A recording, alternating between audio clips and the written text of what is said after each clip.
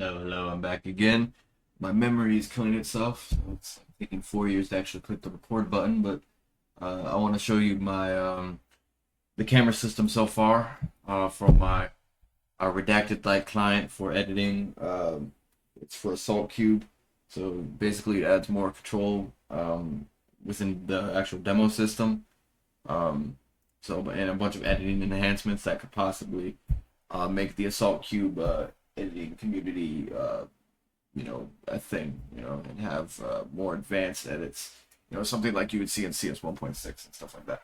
In my last video, I showcased the very beginning of what I had written, which was the pause and resume playback features and the speed control and stuff like that. Now we have the core camera system done, or not done, but like somewhat done. So a couple bugs I need to fix and a couple like enhancements that I could add, but at its core it does technically work. Like you could make an edit with this, it's just that I wouldn't do it yet.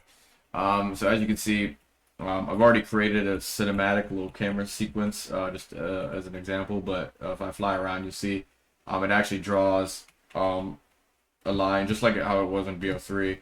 So you can see exactly where you created the keyframe. So each one of these pluses is a keyframe, and then it draws a line between them.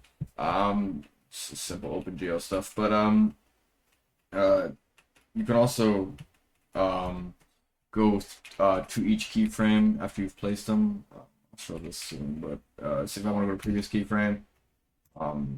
Previous keyframe. So that's the first keyframe. Next keyframe is the second keyframe. And it should be the last keyframe, which is we should look at looking at the player. Yep. Okay, so that's pretty cool. And let me show you the cinematic I've already created, and then I'll show you how you can actually create one. So I have this set to 0.25x speed. At the moment, it does not actually respect the speed that you've set. So when you actually play the cinematic, it will play in like a normal speed. And I'm literally doing that as right after I record this video, but because I have it set to 0.25x, but when I play this, it will be normal speed. Play path with gameplay is what you use for if you want to actually, see the players move. I'll show you first what play path loop does. So this will actually like keep the game paused, like how I have it right now, but it will still do the camera movements and it will go through the path. So if I do play path loop, you'll see the players pause, nothing's happening. The timing's a little buggy. Like this is actually like farther in the game than it really should have been. There's some stuff I gotta fix, but like see that guy's already dead. Like the frame I had it at, he should not be dead.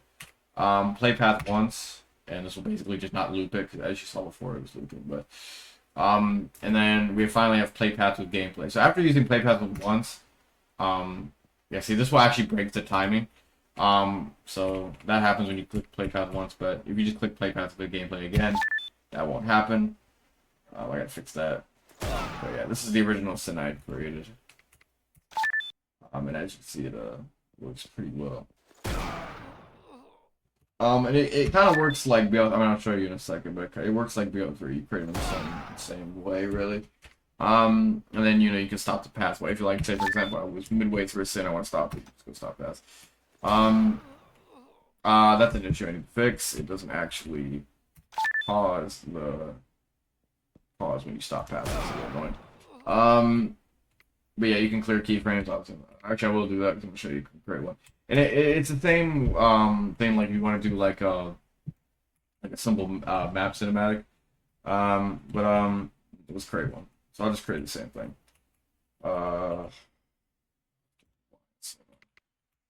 Okay. I need to make a better rewind system because at the moment it's just wait, what's happening there?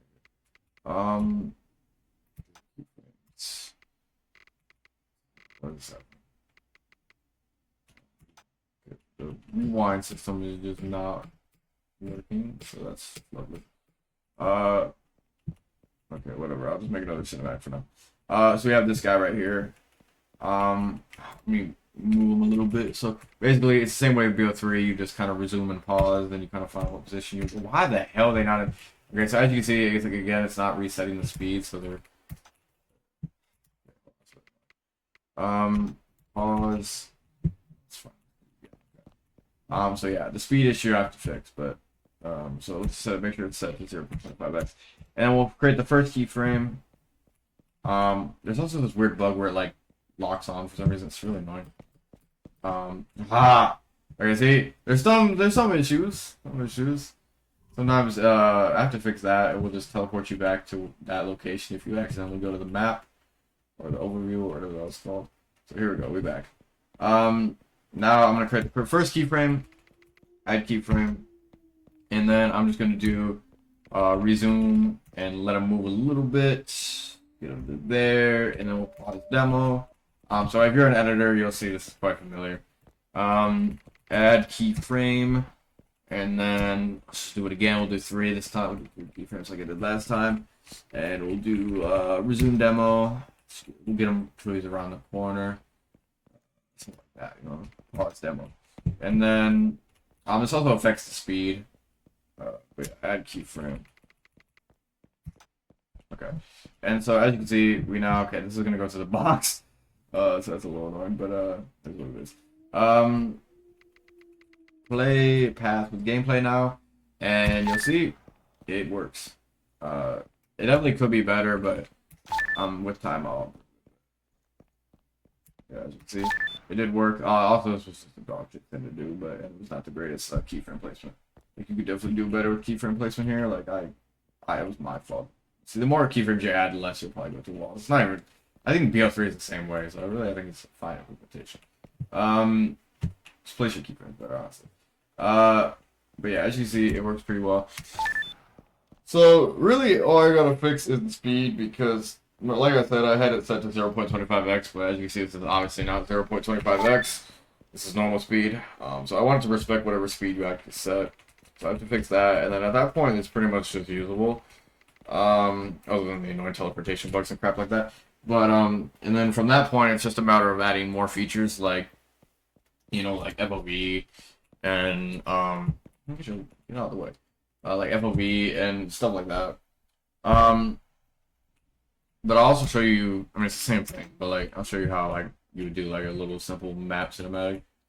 To add a keyframe. And eventually I'll have a feature also to hide like all the players in HUD, so you don't have to see it in your like map cinematic. I'll just add a first keyframe, and then I'll just play a little bit. Let's say I just want like a 5-second, cinematic. I'll just wait a little bit, something like that, and then like that. Let's see. And we'll just pause, and then we'll just go here. Say something like this. Add keyframe. And then we will do play loop. I would prefer, if you're gonna do like this type of cinematic, like a map cinematic, I would do play loop, because then it will stay in the pause state. So you won't hear annoying sounds. So as you see, there you go. Looking pretty good. Looking pretty good.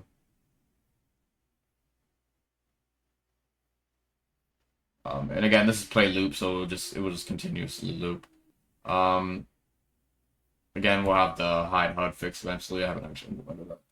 And then if you just don't want it to loop, you just play once. And, you know, the usual stuff, you just record with shadow play, like how you would with any other. But I mean, really, I could probably figure out a way of actually like exporting via like image sequences. It's obviously a little complex, but it is possible because I mean, this is an open source game, so really anything is possible. But obviously that's something I have to like really later on. At the moment, I just probably use shadow play. It really makes no difference anyway, but it would be a nice feature to have to actually have like an actual export, dedicated export. So yeah, it's pretty cool. It's pretty much usable at this point. Like you could genuinely use it, yeah, you get the idea.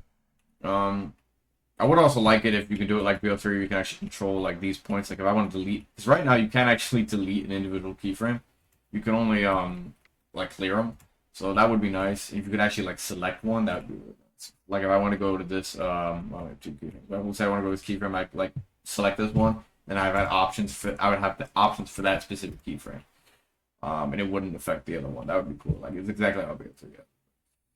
Yeah, and then I also need to add a no clip feature because it's gonna get annoying sometimes. Especially because sometimes I'll be trying to go through this and I just get blocked by the player. So it's really hard to make sense like that.